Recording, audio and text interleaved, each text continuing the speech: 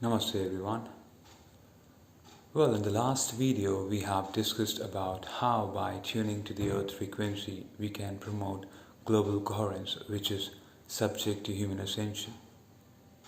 And I have been requested by a few of you to elaborate on the topic. So I would try to make the things precise, simple and clear. I believe by now you would have got an idea how the electric potential enters the human brain. And today we'll be focusing on how the electricity works in the human system. Well, you would have seen sockets. It could be either 2-pinned or 3-pinned, depending on the locations where we are.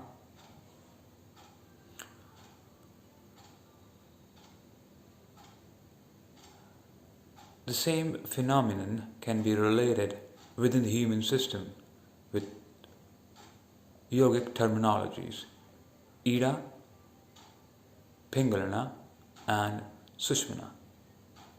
However, when we talk about medical science, they related Ida with parasympathetic nerve and Pingalana with sympathetic nerve. And as far as Sushmana, or the middle channel, which we relate with earthing, goes, it should be understood from the perspective of theta waves. Now, what are theta waves? I would take your awareness to the concept which we have already discussed. Brain is matter, whereas mind is conglomeration of thoughts. So let's consider one thought as one unit. So lesser units, lesser of oscillation per second, and vice versa. So when we are at the theta wave frequency, we are attuned to the earth frequency. It's a scalar field on which healing takes place. And our spine is upright too.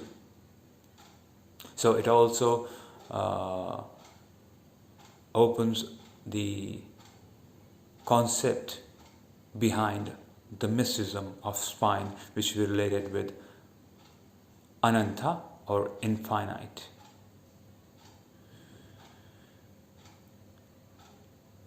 Now, let me give you an example.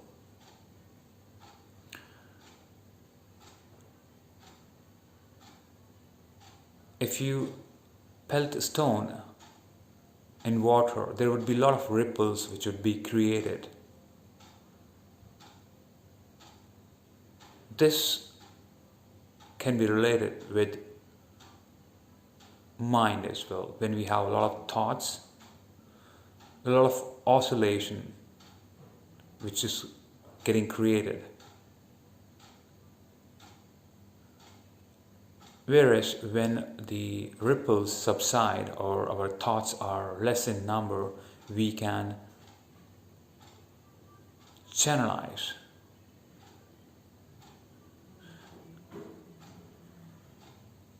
When the ripples get subside, we can see the surface beneath. And when the thoughts are less, we can attune to the concept of inner and outer cosmos through which modern science sees the reality. Remember, we discussed that all animate and inanimate objects are universe within themselves. That's what modern science indicates now, and we have a unique field on which we interact with the cosmos. And this entire field on which we have our being is kind of a cosmic web.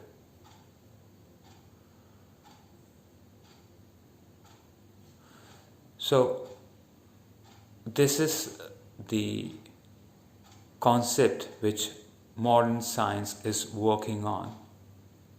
which runs parallel with the thoughts given in the Vedas, the ancient scriptures. So, referring to the Shastras, if we understand how we can intensify the extra low frequency, because theta wave is extra low frequency, how it is supposed to be intensified towards the higher spectrum is the concern here, which we'll be discussing with an example.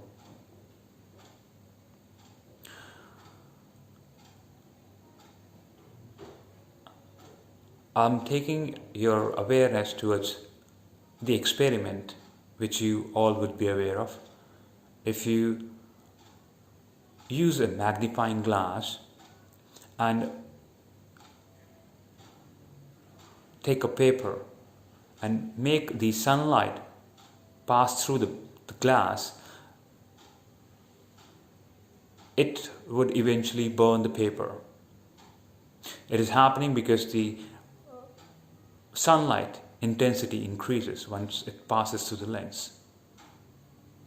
So if we are aware of the mechanism, how it works, we can relate it with the inner sun or the individual soul who is sitting with the cosmic soul at the heart, which has been mentioned in the Upanishads, the Shastras.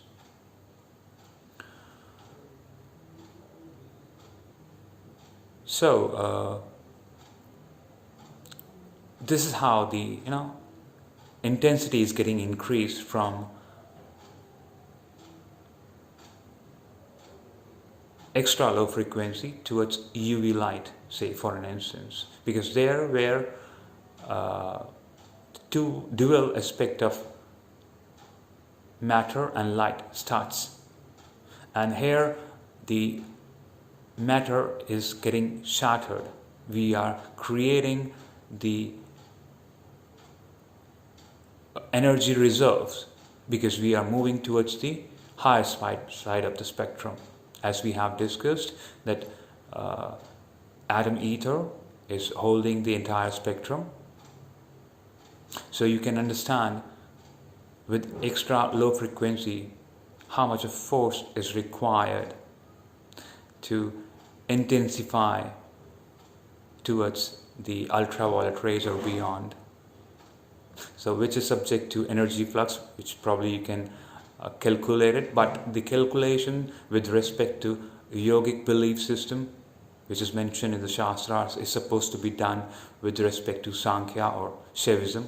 There are 25 elements and 36 elements respectively. Moreover, the concept of light is supposed to be related as well, which is related with Jyotish, the science of light. So,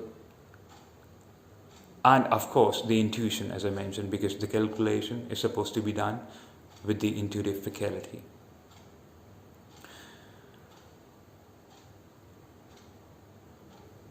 Now we have understood, if we are above UV light, where we are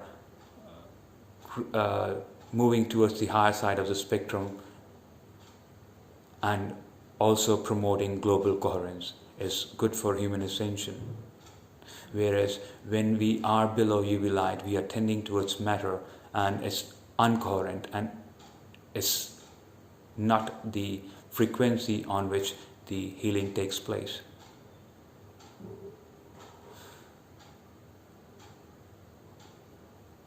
Let me put it in this way, that Hatha Yoga, which is about balancing the Ida and the Pingala, and once the balance is generated, we can relate it with the 8 limbs of Patanjali.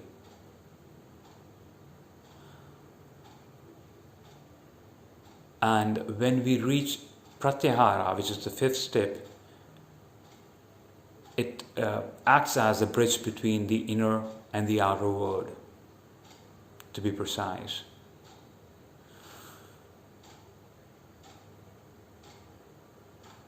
So, when we understand this,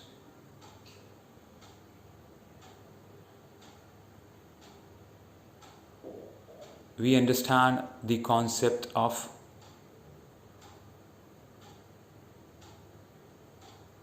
yoga, the inner world, which we can relate with the theta waves.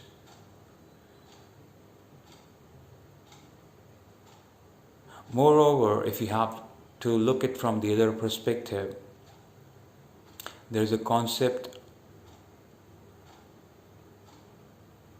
of Swara Yoga, which indicates if your Ida, which indicates towards the activities which are supposed to be done according to the Swara which is active. Either it would be Ida or Pingala. So, what are the foods which are you supposed to take? What are the activities which are supposed to be done? So, this is the part of Swara. Swara we can relate with the voice, sound. Moreover, sound, as we are aware of Sankhya philosophy, there are 25 evolutes of nature. It's a self-explanatory chart if you look at it.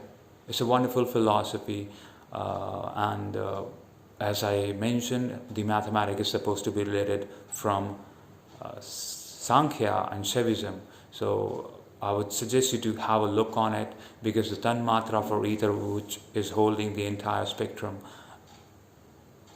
is sound, and Swara also can be related with it. So I believe you would have got the clarity by now how we are promoting the ascension process, global coherence, by tuning it to the heart chakra or moving above UV light, and vice versa.